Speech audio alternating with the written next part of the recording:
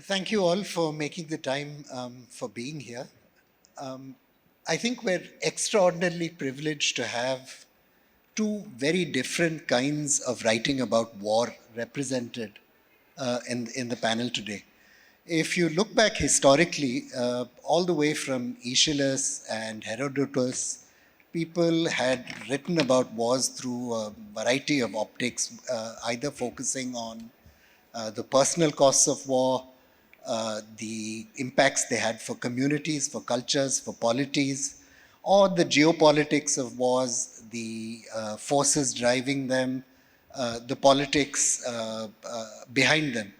And we have four some books which I think cover the ground really well. It's nice to see the resurgence, if I may just add personally, of the personal war book, which kind of got washed away with all these 9/11 bang bang war epic kind of things, and to have people talking about war, what war means for them personally. If I may, could I start with Anjan and ask him to briefly tell us why he chose to write about these wars in the way he did? Sure, thanks. And it's a pleasure to be here, and thanks everyone for coming. And I'm happy to share the stage with some esteemed friends and people I admire. So I've chosen to write. I've written now 3 books about conflicts or dictatorships. I've written all of them from the first person perspective as memoirs. And initially, when I began to write these books, the first person was really just a tool for me. I thought I was writing my first book about the Congo, about a war in which now 6 million people have been killed, and it still doesn't make the front pages of international newspapers in anywhere near the extent that it should. And I was writing this book about this war, and so I wondered, will people be interested? Will they want to read about a war that seems like a forgotten war, where so many people have died that my editors at the AP would say to me, 1 death or 20 deaths wasn't enough. I needed several dozen deaths for a story to make the news. So there was this kind of death fatigue. Too many people had died, and I would send them a story, and they say, well, people are dying anyway all the time in Congo, so why is your story important? So the value of a life had decreased to that extent in the international media. And so the solution that I came up with at the time was to insert myself into the story and use myself as a character, as a bridge between what was happening in Congo and a reader, say in India or in the US or in the UK, wherever they're purchasing the book or reading the story. I thought my story could be a useful bridge between what was happening, which could seem remote and distant, and them. And because I grew up in India, I studied in the States, I went to university in the States, so I thought there's different points of connections that they might feel. Since then, I did a PhD in post-colonial journalism, and I began to explore and try to understand some of the other effects of writing in the first person. And I find it's helped me in all kinds of ways. I write in the first person now because I prefer to write from a position of ignorance rather than authority. And that's something I can do with the first person as a memoir.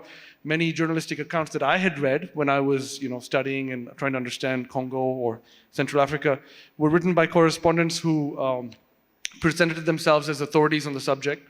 And they would say, I've spent a year and a half in this place. I know all these things. Let me inform you. Let me educate you. I prefer to start my books at the point at which I knew almost nothing about the country. And there was always such a point. And I got interested because I read some things, an event happened, and I say to the reader, hey, this is how I got interested in the story. So if this interests you, if this sounds interesting, why don't you sit on my shoulder and we learn together and we go on this journey. And that way, I'm not speaking from a position of authority, I'm speaking more as a peer with the reader. And I found it's a way to include the reader and bring them in. I also like to write, in writing in the first person, I like to emphasize my subjectivity. I tell the reader where I'm from, where I grew up, what I studied. And all of these things, my background affects the stories I'm drawn to, and also my blind spots. So I try to present to the reader my subjectivity rather than, present myself as an objective reporter. I say to the reader, hey, this is who I am. I'm going to be good on certain topics. I'm going to be really bad on others. If you're interested, come along with me. And I'm being transparent about, the kinds of stories that you're going to get from me. Being a man, being from India, being, all these kinds of things. And then finally, I guess, just from a personal perspective, writing in the first person helps me. It's kind of like self-therapy. A lot of therapy is to see yourself as a character. And in writing my books, I see myself as a character. Anjan, this stuff is happening to him. Oh my God, this happened to him. Look at that. And that kind of distance helps me process some of the emotions and helps me continue this kind of work. So for all those reasons, I think, writing in the first person, and all of these reasons have come to me over the years. In the beginning, it was just an instinct to find a connection to readers. Anjan just mentioned how the first person can be a point of ignorance from where you depart. You never had a point of ignorance, and yet it's such a deeply personal and moving book. Tell us a little bit about it. Of course. First of all, thank you so much for having me here. It's a great pleasure to speak to such wonderful audience, and thank you for thinking of Ukraine at the time when it doesn't make frontline, it's on the front line, doesn't make headline news anymore, unfortunately. And so a lot of people assume that somehow it's a frozen conflict or something like that. In fact, it's raging. It continues to claim a lot of lives. So it's wonderful to be able to talk about it and to raise awareness about it. So my book is highly personal. It's called The Death of a Soldier Told by His Sister, and that's precisely what I do in the book. I tell the story of my brother Volodya, who volunteered to fight in the Ukrainian armed forces back in 2015 and was killed in action in 2017. And this was the time when Ukraine was entirely forgotten, and the war in Ukraine wasn't even perceived as Russia's war in Ukraine. It was somehow perceived through Russian propaganda lens as an internal conflict, extremely complex. Nobody wanted to get their heads around who's fighting, why they're fighting. International leaders accepted Russia's lies about not being part of that war, not waging the war. In fact, it took Russia as some kind of peace broker instead of warmonger that it was actually being at the time. And the war was already claiming thousands of lives, but like you said, I think number of losses matters when it comes to headlines. So it wasn't claiming supposedly enough lives to make it to global attention. And so I found myself in a situation living in London where life went on as normal and grieving for a brother that was killed in the front line of the other side of Europe, still within the same space, but just so far away that it didn't touch people in London. And I was thinking, I'm a historian, so I don't come necessarily from a position of ignorance as such of the region. I know the region really, really well. But I was looking for a way to explain this war to people in a way that they will listen and care. And I couldn't find that way as a historian necessarily, but I found it as a grieving sister.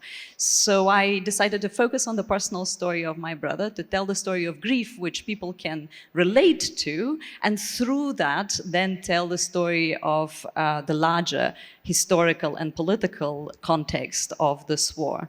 And when we look at the historical context, it's important to point out that up until 2 years ago, February 2022, everything we knew all over the world about Ukraine mostly came through Russia's lens.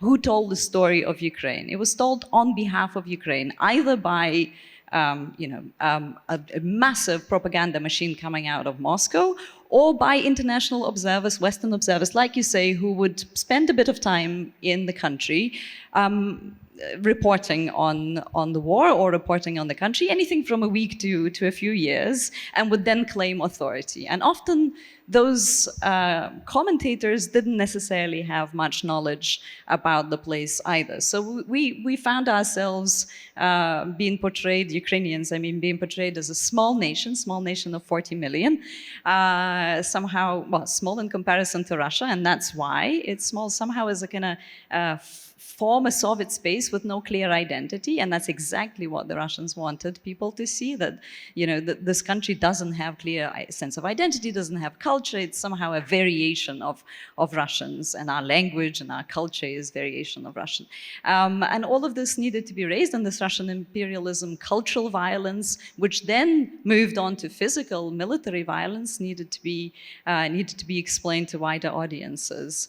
I picked perhaps a slightly unusual way into it, not just because I was talking about my personal story of grief, but also because I was focusing on women's stories and the stories of civilians. And when we look at wars, we tend to see, stories about guns and tanks and trenches. Fair enough, understandably so. We tend to hear voices of generals and presidents. Okay, I get it. But we don't tend to hear the voices of the entire population. And it's the entire population that the war affects. And the marginalized voices are the ones who can really tell us how these kind of wars affect people. So I very much focused on the experiences of women who ended up serving, women who are huge in the Ukrainian volunteer movement. My mother's story, what it's like to lose her son to a violent conflict, and the story of civilians. And let's not forget that most of the people who are fighting in the Ukrainian armed forces at the moment are civilians. My brother was an artist. He joined up voluntarily, and since the escalation of the war in 2022, we've seen lots and lots of civilians take up arms, whether through mobilization or voluntarily as well. It's a citizen army. It's the army that's protecting its statehood. It's the army that's protecting basic human rights. It's a citizen army that doesn't want Russia to occupy the country and deprive its citizens of the choice of the future of the country that Ukrainians want to live in.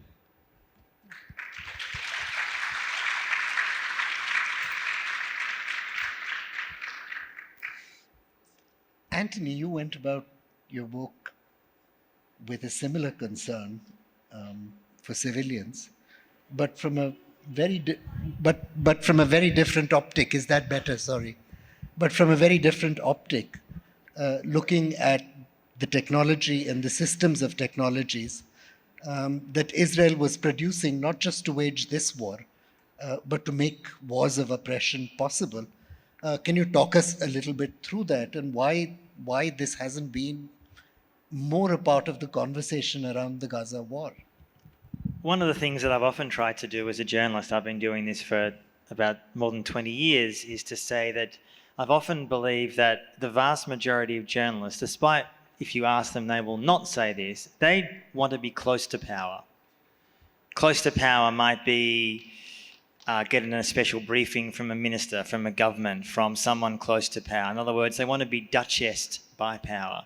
And there obviously is a long history of journalists who are not doing that, to be sure. And I wanted to be, I guess, part of that tradition. So this particular book, The Palestine Laboratory, although I talk initially about the fact that I'm Jewish, although I'm very critical of Israel, I'm proud of my Jewish heritage, but I am also profoundly ashamed about how too many Jews and Israel itself have weaponized Jewish suffering in the service of occupation, I would argue. This is long before October 7. But the idea, I guess, behind this book ties into that. The book is not about me. I'm in the book, but a lot of my other books have been, like Anjan says, kind of me telling the story, the journalist, hold my hand and I'll show you through. In this book, it's a bit different. I try to explain and uncover a world that, as you say, hasn't actually got that much attention. I'm not the only one who's ever written about the Israeli arms industry, others have. But there hasn't really been a book quite like this before. It's hard to explain why that is. There's been a million books on Israel-Palestine, most of them complete crap, frankly. But repeating the same tired old narratives over and over and over again, when I wanted to examine how Israel has spent much of its history testing and trialling and perfecting weapons and systems of control of Palestinians, and then using that as an incredibly effective marketing tool to sell to huge amounts of nations around the world, including India and others. And this was relevant, obviously, long before October 7, but certainly since October 7, we have been seeing Israel is live testing weapons as we speak, talking about suicide drones amongst huge other things. And that's being done not simply to try to convince an Israeli public that they're winning the war, and we can argue if that's the case or not. I would say they're not, but to show appeal to foreign markets. That history shows that Israel will want to show to get other nations to get on board, to buy these tools and technologies. So despite the fact that October 7 was a catastrophic intelligence failure, I am moderately confident that'll have zero impact on the Israeli arms industry. In other words, failure is going to be kind of whitewashed or ignored, and what we're already seeing is huge amounts of nations looking to see how Israel's using AI-enabled warfare. The amount of killing that Israel is doing in Gaza, the scale of the killing, probably 30,000 Palestinians, Gazans, in 4.5, 5 months, the vast majority of whom are civilians. Israel's using AI-enabled warfare, a system called the Gospel, and that essentially has been labelled by Israeli officials as an assassination machine. The aim is to kill people. Now, that may be obvious in war. I'm talking about the aim is to inflict as much damage on the civilian population. I'm not talking about Hamas, I'm talking about civilians. And the inspiration, so to speak, that will be to other nations is they want to copy that in their own conflicts. That's what the laboratory does. It is battle testing weapons in real time, and that's everything from drones to spyware.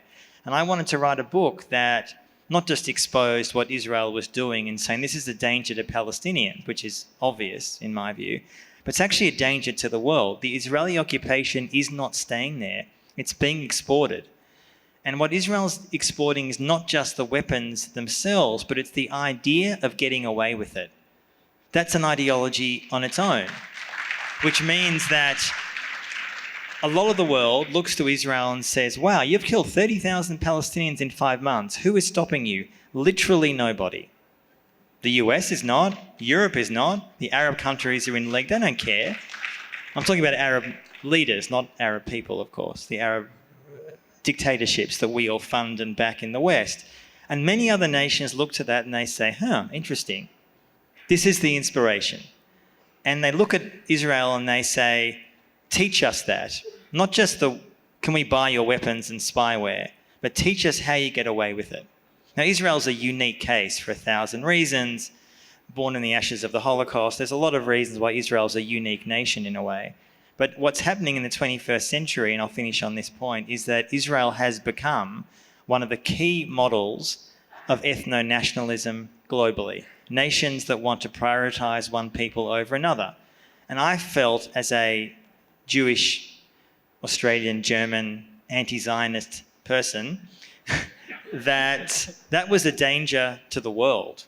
That a lot of nations, including India, are looking to Israel for inspiration. Indian officials have spoken openly about how much they're inspired by what Israel is doing in the West Bank and Gaza and elsewhere, wanting to do similar things in their repression of Muslims in Kashmir. That's in Indian voices. That's not me guessing. It's what they're saying in the last 5 or 6 years. So to me, the threat of what Israel is doing is a threat that has the potential to be exported to India, to other nations where minorities are being prosecuted. And to me, writing a book to expose that and hopefully piss off a lot of people was pretty important.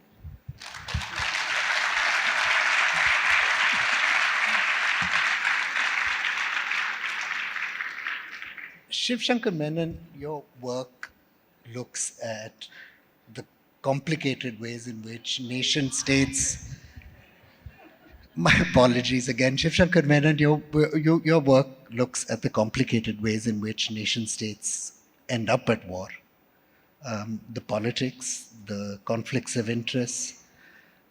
I think one of the questions all these 3 earlier speakers would raise is war always a rational decision made by rational leaders seeking rational ends?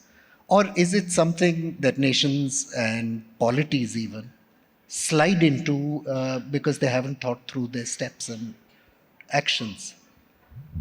Well, it's an interesting question because the reason I wrote those books actually is because everybody writes about what they knew and what they know, right? And the only thing I knew, frankly, was how governments take decisions. That's what I did for 42 years. I was in government. And it seemed to me that everything I read about war, about geopolitics, didn't reflect the reality. And there were three things that really struck me about the reality. One is that these decisions to go to war, to kill people, these are taken by people, by individuals. And we tend to forget this. You know, we use, especially academics, say, you know, the state made war and war made the state. And we use abstractions to somehow normalize the idea of war, that war is a normal thing. The states do war, you know, and it's wrong. And it's just not true. Ultimately, people make these decisions. And those people, frankly, to my mind, should be responsible for what they decide to do. And it's one way of evading that responsibility is to say, no, these are rational decisions. We took it collectively. You know, the state, the government took these decisions. And you can hide behind all kinds of things. And so that's one reason why I thought it's worth writing about how decisions are taken in government. And decisions of life and death, really, literally, for people. Secondly, these decisions are taken on the basis of incomplete information. It's not 100% rational. Nobody actually knows the consequences of decisions. Most decisions on war are taken, and you can go back to, you know, when we sent troops into Sri Lanka, the chief of army staff said, 2 weeks we'll sort the boys out. Kim Il-sung and Mao Zedong told Stalin, 3 days we'll unify Korea in 1950. I mean, these are based on fundamental misperceptions, and the role of perception and of understanding the limits of what you know, and the limits of, because power is a drug. And when you're powerful, you think you know, and the whole system feeds that idea that you know everything, oh, you're so good at this, you know, it's wonderful. So I thought one needed to remind people that perception is incomplete and that you take these decisions in a fog of uncertainty. And a little humility is useful, you know, it's a good thing, especially in these things. Third reason why I thought it's worth describing how these decisions are taken and so on is because I cannot think of a single instance, and not just war, but of these big decisions, where they foresaw all the consequences. So for me, therefore, it's very important, again, to remind people that, and there aren't simple binary good, bad choices in these cases. You minimize harm and maximize good. But how do you define that? If you define it in terms of the state, in terms of the government, in terms of some individual's political interest, you're forgetting the people who are actually affected by this. And so I thought it's worth bringing things back to the welfare of the people, actually, as the only criteria which you can actually apply to these decisions. So that's why I thought it's worth writing. How much effect it'll have? Don't ask me. I mean, I'd be amazed if it has any effect. Because, in a sense, the trouble with discussing questions of war and peace is you're preaching to the converted, right? It's only the converted who read these things. And it's very easy to agree at this level of generality, which is why I think what they've done is so important. To bring the personal back, that reaches people. I just wish I could write like that.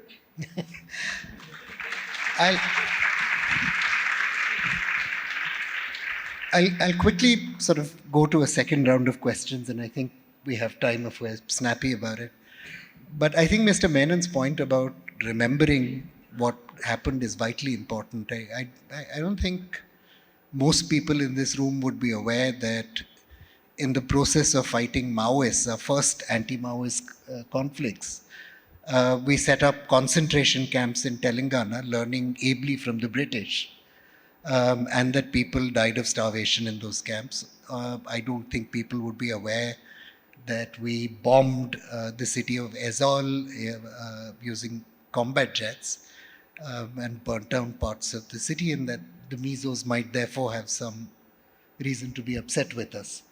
But this keeping alive of memory and writing about war is vitally important. Anjan, quickly then, your battle to persuade your editors that this war in the middle of Africa, which nobody who subscribes to AP is at all interested in, did your battle succeed, or was the book the only way to go? I'd first like to add to something Anthony said. Anthony said that, journalists, a lot of journalists like to be close to power. And he didn't say it, but I guess the other half of that is journalism is holding power accountable. And if we're not holding power accountable, then I don't know what we're doing. Journalism isn't informing, it's not entertaining, it's holding power accountable. And that's what all of us in some way are calling for or doing. And I guess, yes, to your question, when I told my editors that I wanted to write or go report on the Central African Republic, the question that I got from them was which Central African Republic, and they didn't know it was a country. And this is the sad reality of the world, and the reason this exists is this situation exists is that some lives are worth less than others, and that's just it. That drives what stories are told, where resources are deployed, where journalists are sent, which wars are covered more than others, and so on and so forth. I can give a little example. When I was in my book Breakup, at the end, I traveled to a site where I traveled to a church. I arrive at a church with my colleague who's American. He's a researcher at Human Rights Watch. We arrive at the gates of this church. There are 3,000 people taking shelter inside the church, and an Italian nun, Angeline, is giving them refuge. And as we arrive at the church, a government truck pulls up with armed soldiers, and this guy jumps off the truck and yells across the yard, across 3,000 people, to Angeline and says, "You are sheltering rebels here in your church, and if you don't clear out everyone by 8 a.m. tomorrow, we're going to kill everyone." And then they drive off. And so we, Louis and I, we're sort of wondering what we should do. We call all the embassies, and the embassies say, "Oh, well, people are being killed every day in the Central African Republic in this war. We can't do anything." And so we decide to spend the night there with the 3,000 people, with Angeline, and we decide to report on what happens the next morning. And then at one point in the middle of the night, Louis, my American colleague, he calls his office, Human Rights Watch in New York, to explain to them, "Hey, I'm at this church, this is my location." He calls them on a satellite phone, and he says, "They're going to attack us tomorrow morning at 8 a.m. And Human Rights Watch calls the White House.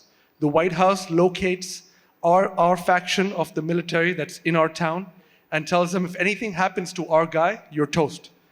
And so the whole shooting is called off. The next morning at 8 a.m., there's some gunshots in the air, and nothing happens. And then the government, or the U.S. calls for peacekeepers, African peacekeepers, to drive in armored cars from the next town to protect the church. And only then did we leave, because while we were there, Louis effectively was a human shield. One person, one American life was worth way more than thousands of African lives. And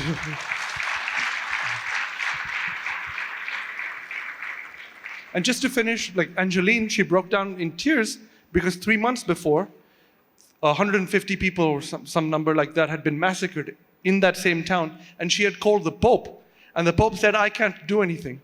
And so she thought, okay, you can't do anything, we can't protect these people. And then Louis shows up and shows her, actually, we can protect these people, we just don't want to. And so it's a whole geopolitical calculus, it's the life calculus of the worth of a life. Olesya, a question for you. I mean, we've seen a lot of powerful writing on Ukraine in the West, in the United Kingdom, in Europe. Outbursts of financial support, talk of modernizing Ukraine's armed forces.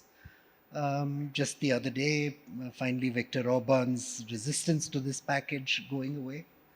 As someone who lives in the United Kingdom, though, do you see this external support proving durable and abiding, or does the coming of a possible Trump era means Ukraine may be abandoned and left on its own again?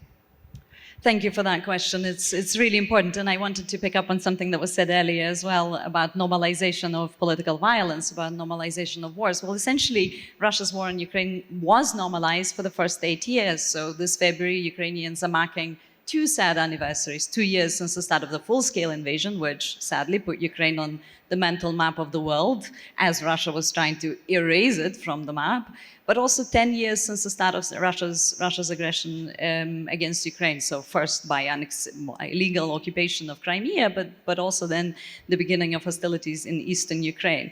And for all of this time, Russia was totally tolerated and the violence was completely normalized. And that had serious consequences. The consequences we saw 2 years ago in February 2022, escalation. Because if you tolerate an aggressor, and you keep tolerating, they'll keep pushing. The more they push, the more you tolerate, the more they'll push. And then you see this kind of genocidal war as a result that Russia's waging at the moment. And that sort of takes me to your question that you just asked. So Ukrainians the Ukrainians were given 2 days 2 years ago to last. Some commentators, generous commentators, said maybe up to a week. The super generous ones said 2 weeks. 2 years on, Ukrainians are still fighting and standing strong. Thank you. Thank you. That means a lot.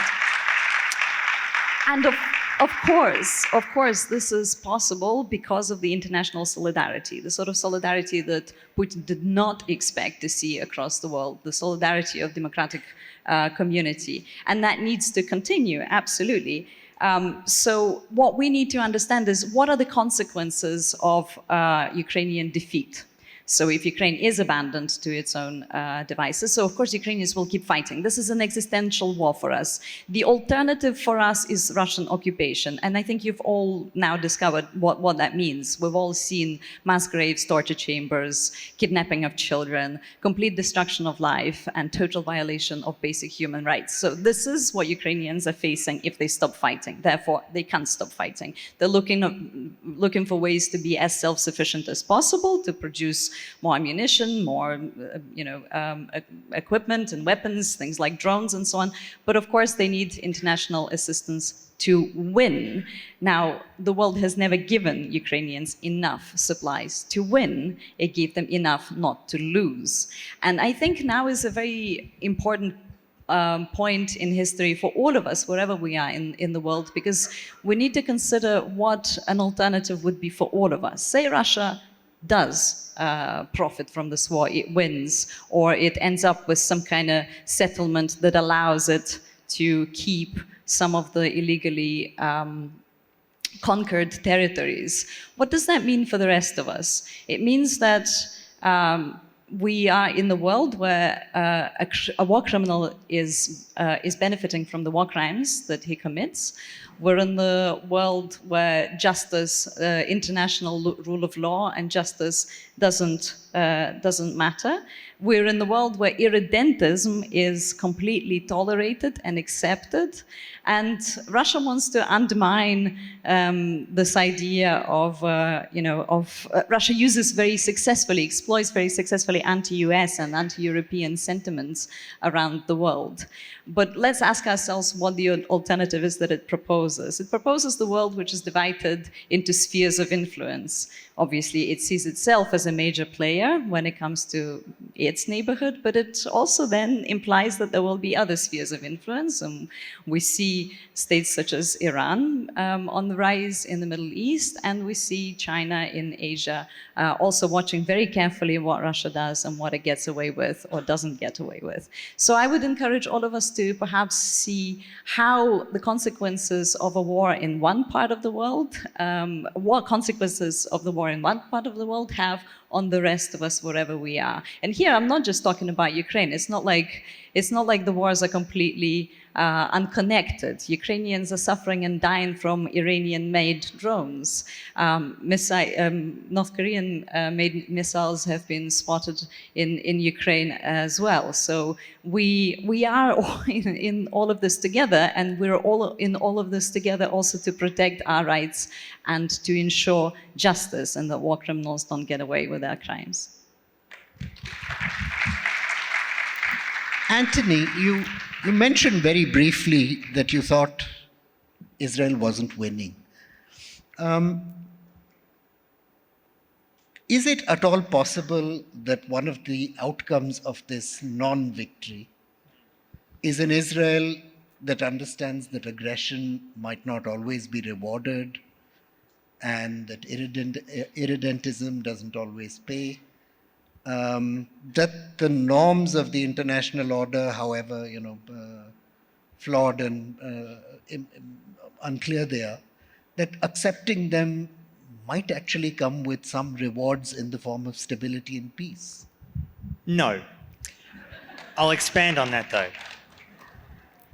I say no because Israel, and it's not unique to Israel, there are other states that also, as we're just hearing about the complete brutality unleashed by Putin on Russia, is when states are not held accountable, when individuals, military figures, generals, whoever, are not held accountable. And when I mean accountable, I'm talking about, for example, war crimes trials, which does not happen for Western leaders. Apparently, they never commit war crimes. It's only the bad people in the global south. They're the ones who commit war crimes. That's the logic which much of the world hears.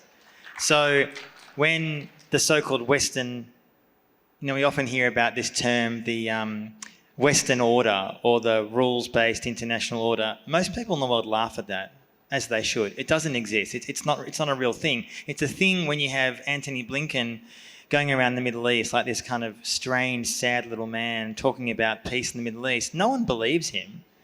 I don't even know why he's bothering. Like, people like that are so... I'm being polite. I'm sure he's listening to me very carefully what I'm saying. But there is a sense somehow that this lack of any kind of accountability for Western-led crimes, Iraq and Afghanistan are two examples in the last 20 years. Are we honestly saying that there were no war crimes committed by America, or for that matter the UK or Australia, my country, in those countries? Of course there were. No one's held to account. At all. Anywhere. And the impact of that is profound, that Israel has believed, pretty much since its existence, but certainly since October 7, that the only way they can stay safe is to be offensive, in all manners of that word, the whole time. And the major problem with that is, and I say this as someone who's Jewish myself, Israelis will never be safe. I'm talking about Israeli Jews, but Arabs as well, but particularly Israeli Jews, will never be safe unless Palestinians feel safe themselves. It's an obvious thing to say, but it's important because for decades and decades and decades, the Israeli way of doing things, unlimited occupation, essentially the takeover of the Israeli state by a Jewish fascist minority, but they essentially now control levers of the state. And I'm not just talking about Netanyahu. He could fall tomorrow, and he's may well in 6 months or whenever that happens. Nothing will change while the occupation exists. The occupation is eating Israel from the inside. It has broken it morally. And the fact that you have huge amounts of the global Jewish diaspora supporting that, including since October 7, I think has led to me of a real crisis in the Jewish world. Now, yes, one thing that gives me hope is there's a growing Jewish youth around the world who are speaking out, who are critical, who call for the end to the occupation. I'm not saying there's only dark news there, but the truth is that 80 years after the Holocaust, the lesson that too many Jews and Israel has learnt is, as Netanyahu himself regularly says, we were lambs to the slaughter. This is what he says during the Holocaust. We didn't have a country, we didn't have enough weapons, never again. The problem with that argument is that Zionism, the ideology behind Israel, has led, in my view, to making Jews more unsafe, both within Israel and globally. And to me, the legacy of the Holocaust, as someone who lost many members of my family in the Holocaust, in Auschwitz and elsewhere, the legacy of the Holocaust cannot be that we as Jews are perpetuating, I'm not making a comparison to the Holocaust, but we are perpetuating war crimes consistently against Palestinians in Gaza and elsewhere in the deluded belief that it will bring us safety. It is not.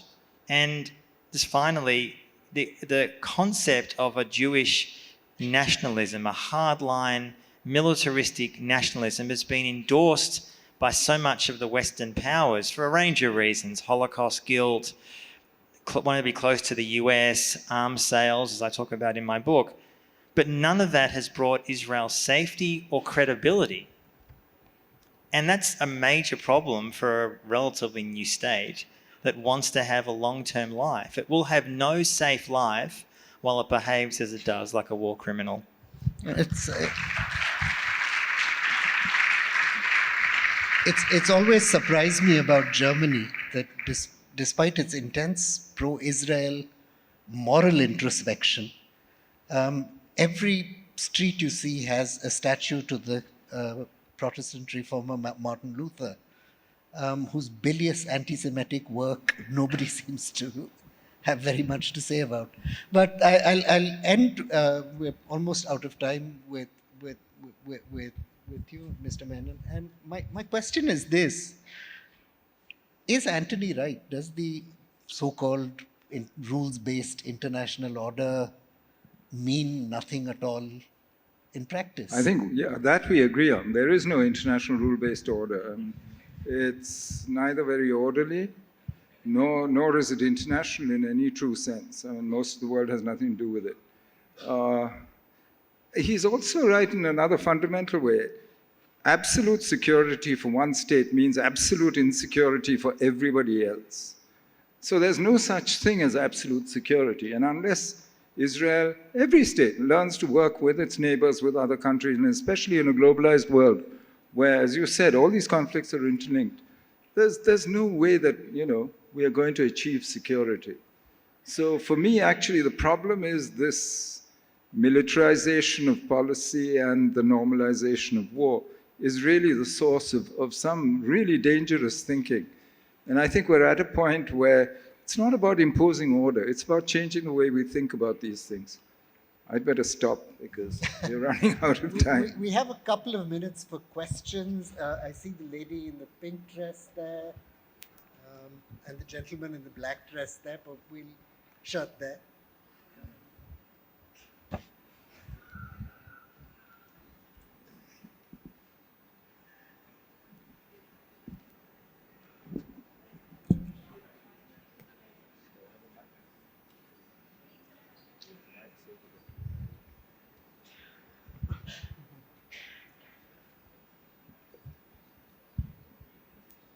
So this is just a continuation to the last question you asked about the international rules-based order. In the Ukraine conflict, in what's happening in Israel and Gaza, we see that the UN is really not being able to do anything at all. So is there a future for the UN? What's going to be the role of it if that's the way it goes? Well, the UN is an organization of states, right, of member states. If the member states are quarreling, how is the UN going to be effective? Or any multilateral organization which are based on sovereign member states, each with an equal vote. And today, you're in an era of great power rivalry. You can see the powers can't get along with each other. So I think to blame the poor UN or to expect the UN and the multilateral system to be effective at a time of great power rivalry doesn't make sense. You saw this before World War II. You saw it in the interwar period. You see it again now.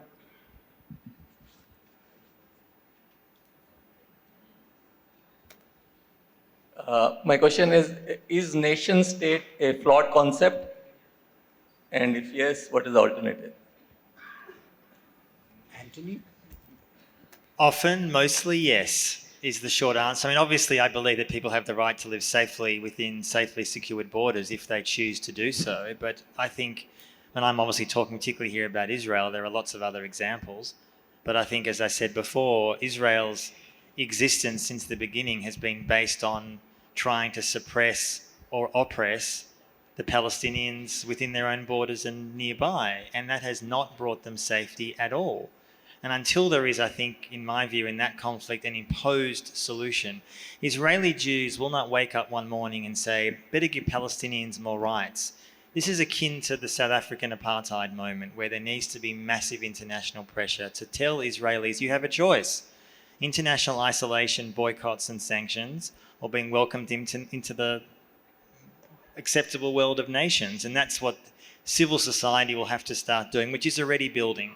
So yes, I would question whether that the modern nation-state model actually is working for a lot of people who are minorities. Can I comment on that as well, please? I think nationalism received very bad reputation, justifiably so, in the 20th century. But we need to question our understanding of nationalism as well, I think. And what we see happening in Ukraine is the fight of a political nation, a sort of nation where Crimean Tatars, indigenous population of the Crimean Peninsula, that's been persecuted by Stalin in the Soviet days in 1944. They were all deported and continues to be persecuted since 2014, the occupation of Crimea, really basically through genocidal policies imposed on them by Russia. So Crimean Tatars, Romanian Ukrainians, Polish Ukrainians, Jewish Ukrainians, you name it, speak multiple languages, identify with different backgrounds. They're all fighting together for the same thing, and that's the Ukrainian statehood, because they know that within that Ukrainian nation, that Ukrainian statehood, their rights as all of these different diverse peoples will be protected, unlike under Russian imperialist project, which tries to suppress, oppress, and deny self-determination and any kind of identity that doesn't support the imperial policy. Absolute last question to the lady here. 21 seconds, so please keep it. Yeah, so I just wanted to ask that in such hard times, how do we encourage coexistence of communities and media coverage of certain wars over the others, like foreshadowing some and just showing a particular war all the time? So how do we cover the wars that are, many wars that are going on simultaneously in regions that we might not even know? So what is the solution to that? So before I let Anjan very briefly answer that, I'll say from an Indian point of view, it ashames me that none of the conflicts we've talked about, we have a full-time Indian reporter covering. And the reason we don't have a full-time Indian reporter covering it is because none of you are paying commercial prices for an Indian news platform. So that's something for you to listen to, and leave it to Anjan. Yes, I'll close it, but I would like to echo that last point and say, it still shocks me that for India to learn about, receive news from neighboring countries close by, say Cambodia, with which India has a long history, the news from Cambodia still needs to travel to London or New York through Reuters or Guardian and then come to India.